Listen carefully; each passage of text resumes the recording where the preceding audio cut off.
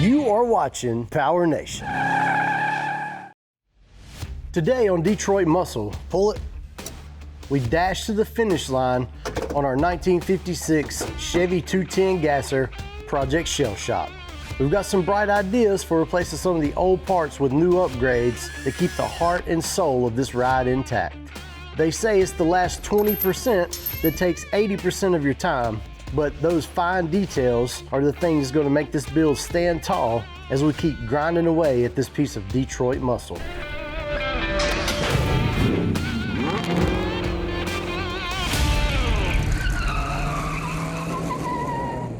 We're back on our 1956 Chevy 210 Project Shell Shock.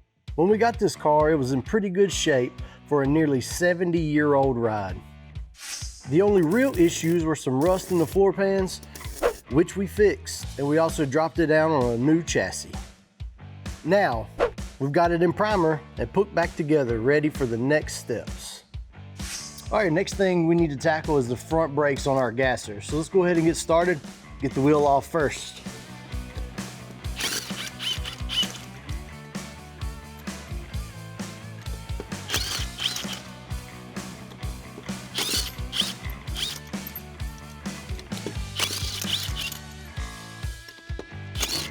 All right.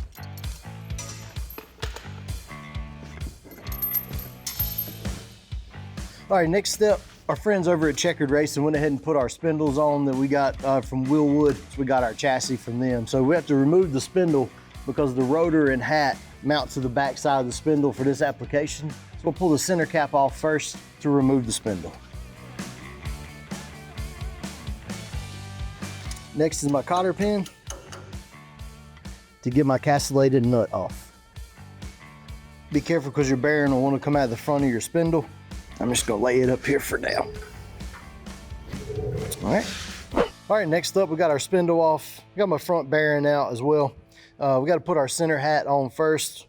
We're gonna put it with the concave side down. So I've got the holes lined up. I'm gonna push it down. It's a press fit to get it where we want it. And we'll install our fasteners. So I am gonna put some thread locker on my fasteners as we go, and then we'll torque them down afterward.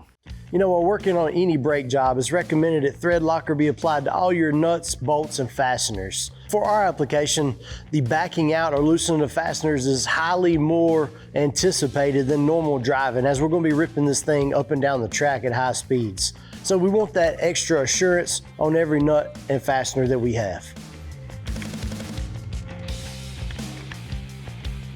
Now, once we get everything fitted up where it needs to be, we can go back and torque it then. So I got my center hub hat on. Next step will be put my rotor on, and then we'll put the fasteners in it, and we can put it back on the vehicle.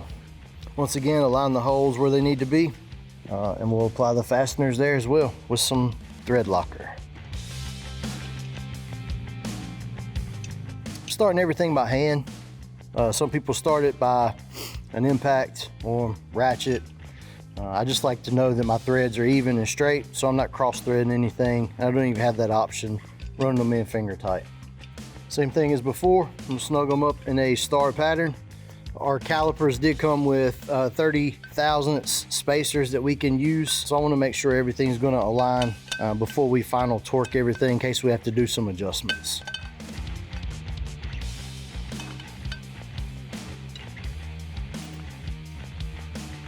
Now I'm gonna put in these EBC brake pads. Make sure your pads are flush and sit in the holes where they need to. Then we'll run our pin through. These EBC Red Stuff ceramic pads are low dust and made for fast street driving, so they'll work great for what we're aiming to do. All right, back to the car. Got my rotor and hat built with my spindle attached. We're gonna go ahead and remount it, put my brake caliper into the mounts and check my alignment. Replace my front bearing. Don't forget to align the tabs on your washer. Make sure everything is good. Castellated nut. I'm gonna run this all the way in by hand too, tighten it up, and then back it out so my cotter pin will go in.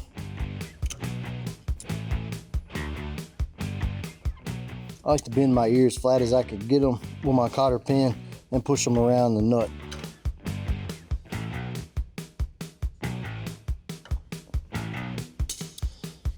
Next will be my spindle cap, and it is threaded. It's a friction fit, so it won't back off.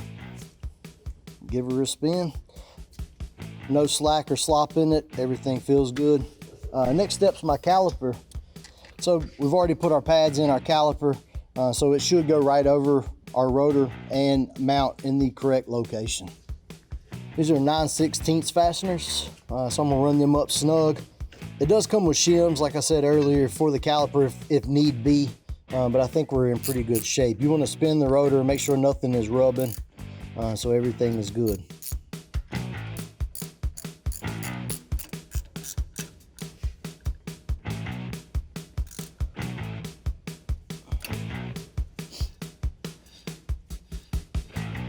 Feels good right there.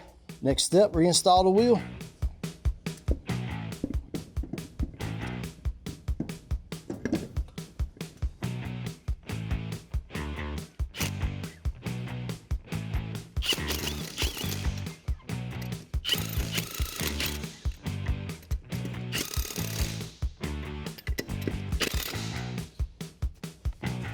Looks good. It's amazing how just adding a set of wheels changes the whole attitude of a vehicle. Coming up, it's out with the old and in with the new. But calm down, it still looks old. Man, they look good. So we're getting ready to replace our factory taillights with some brand new aftermarket Summit Racing taillights. First thing, we got some seized fasteners, things like that. Being a well over 50-year-old vehicle, we know we're gonna have some problems, so we're gonna soak them first with some Deepcrete. This one actually has the filler neck in it, so we gotta let the door down for the fuel. Put a little on the hinge too. Just like in the past, though, it's good to keep all your factory hardware bag and tag. Our new lights from Summit Racing do come with new screws. I like to keep everything together if possible. One of the coolest features about a Tri-5.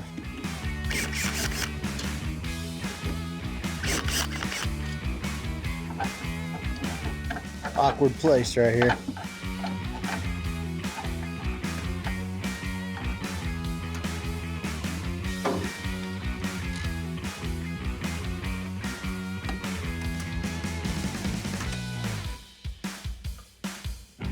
All right, left side out, right side to go. Let's get it done.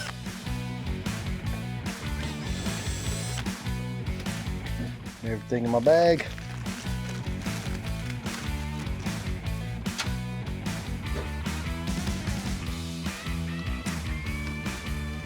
So left side, get my trim bag. All right, now we got our factory tail lights out. We run into a small problem. The reverse lights are missing, the socket, wire, and everything's missing out of the rear of the car. So I have a Summit tech tip for you. We're gonna use our aftermarket reproduction lights from Summit, as well as some replacement reverse light sockets, and we're gonna show you how to get it done. So our brand new aftermarket replacement lights from Summit Racing are ready to go in the vehicle. However, we're going to replace the reverse light sockets, put brand new ones in it. These lights do come as a shell or hollow, so it will be going here. They're already pre-drilled, ready for backing plates and the socket. So let's get this done.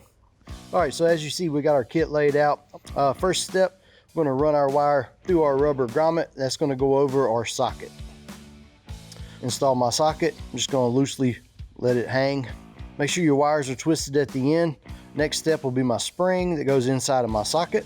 Next step will be my plunger. It's going to go on. And the last step will be to crimp my actual plunger end or my terminal to my wire. It's going to be a little hard to see, but I pre-stripped my wire back and twisted it so it'll get a good connection. And all I'm going to do is close the hasp over it, and then we'll cut the excess off. These are super soft. I know a lot of people are going to be thinking, why is he not using crimpers? It's just a brass tab, so it closes together well. All it's got to do is go inside of our plunger.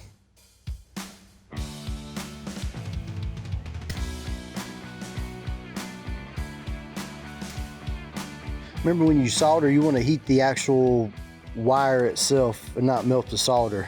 All right, so now we got everything crimped and soldered. All we gotta do is push it back down into my plunger, and it should be spring loaded, so I should be able to pull on this wire and you see it go up and down. Let's go ahead and install my bulb, make sure everything is good. The rubber sleeve naturally goes over the socket once it's mounted in the vehicle, but here we are. Next step, pull the lens out because the bulb won't fit through the back of the housing, but I can go ahead and mount the socket and everything, so we'll do that next. Reinstall my screws. We'll have to pull the lens off to install the bulb from the front side.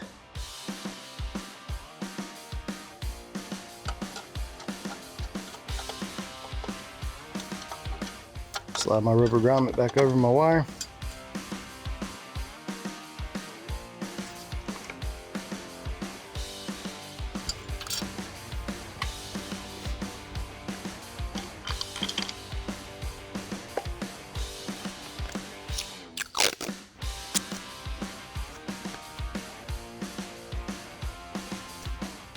Keep my rubber grommet from coming off. That's cool. Man, they look good. That's what it's all about.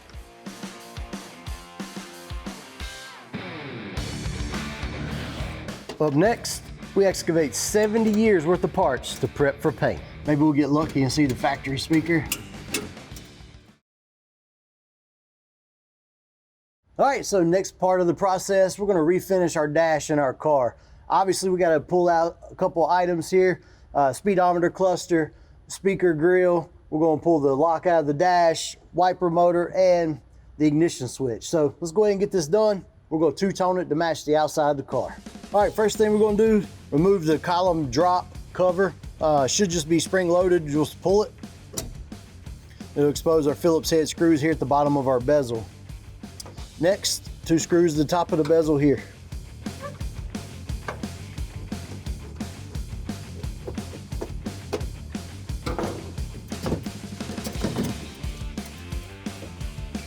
Now it's just undoing lights out of the sockets, and it'll be free to come out.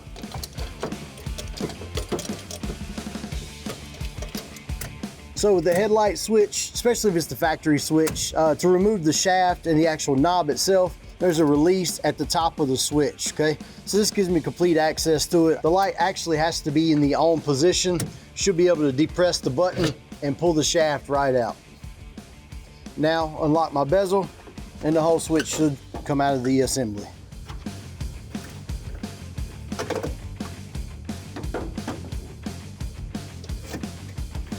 Wow, wonder how long that's been in there.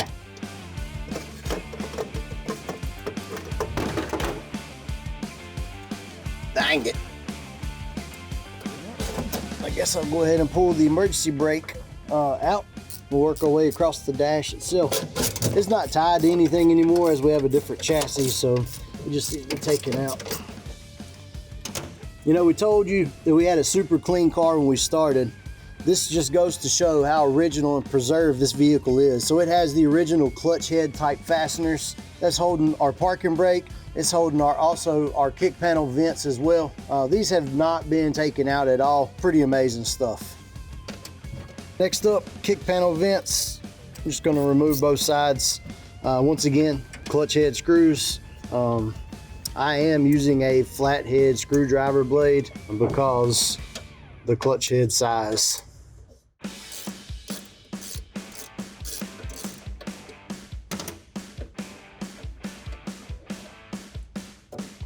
All right, up next, speaker cover.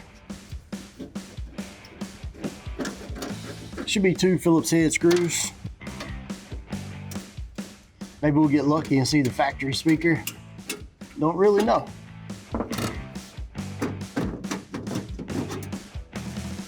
Womp, womp, womp. No speaker, but it's crazy how good a shape this stuff's in, man, for real. Phillips head screw in our aftermarket water temp gauge. Just a single screw.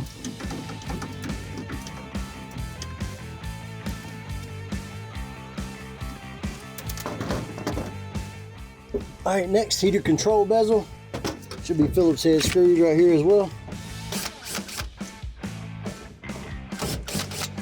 And I'm sure there's linkages that we have to remove to get this out.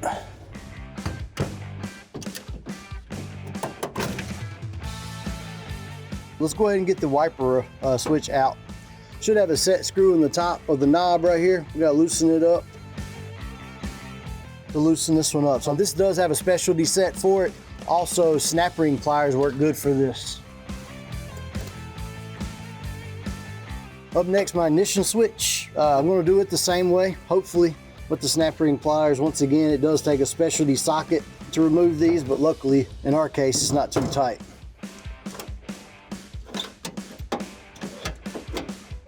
All right, up next, glove box. Let's see what kind of treasures we got in here. Get to know your new 1956 Chevy. Registration. Factory squeeze clamps for radiator hoses. All right, it's like Phillips head screw to get our glove box lock.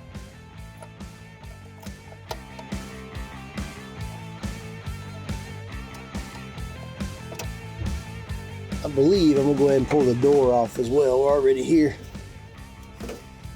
That way the inside of the dash door can be painted as well to match the dash.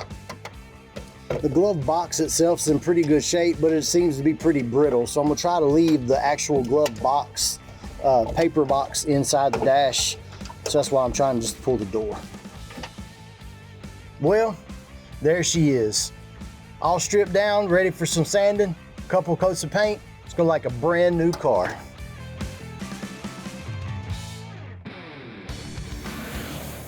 Coming up, it's not Halloween, but we've got some candy for you. This color gonna be fire. Now that we got the dash all sanded and prepped, it's time to start laying down some paint. This is gonna be impressive. This color gonna be fire. This ain't impressive, it's gray. Exactly where I thought it was gonna pour from.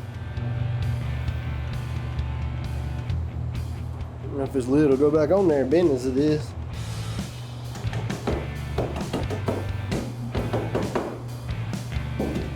Full parts sealer, 1 part hardener, and because we're spraying it as a sealer, 2 parts reducer. And I need a razor blade. Now I can spin the top.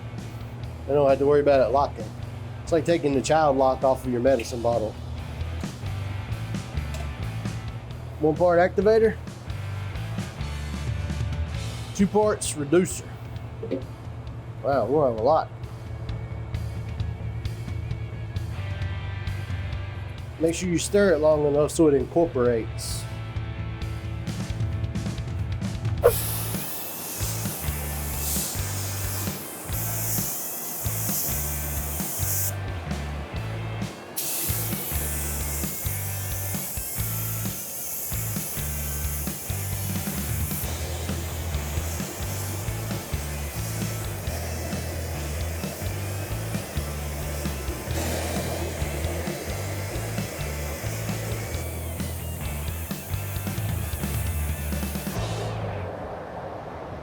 Golden.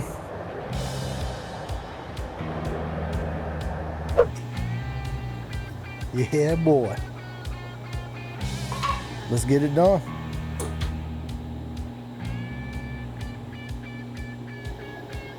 I love it.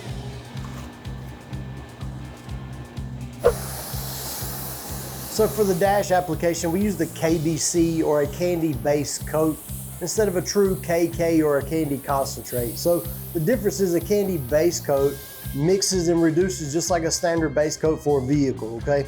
So it allows the overlaps to be more forgiving. Also, it gives you the depth of color with less coats. For instance, a regular candy concentrate is a tinted mid coat. Basically, it's translucent, you can see right through it, but it is a color. All right, this is a candy base coat. So we're gonna reduce it with standard reducer. We're gonna choose RU311, 2 to 1, 3 to 4 to however many coats you want, but it recommends 3 to 4 medium wet coats. Man, why couldn't other stuff pour like that? Even though we are using a candy base coat, and it is more forgiving and better to spray for a first time or a novice painter, you still need to follow the standard protocol, if you will, of 75% overlap, at least on your first coat. Then you could go 50% after that. Also, keep this in mind, anytime you're spraying candy or a pearl color, for example, you want to walk the length of a vehicle if you're painting the outside. But in this case, we painted the entire width of the dash at one time. True candy coat, you know, it could be anything upwards of 7 or 8 coats depending on the depth of color that you're looking for. So we chose to go the easy route. Also, it's a lot more forgiving for somebody who's never sprayed candy before, and that keeps my striping down, that keeps my metallic even. And by painting the entire panel at the same time, we cut down on any paint imperfections, and it makes every job come out like a professional every time. There we are. Man, they look good. We keep getting closer and closer to our end goal of turning this Chevy 210 into a gasser that goes 120.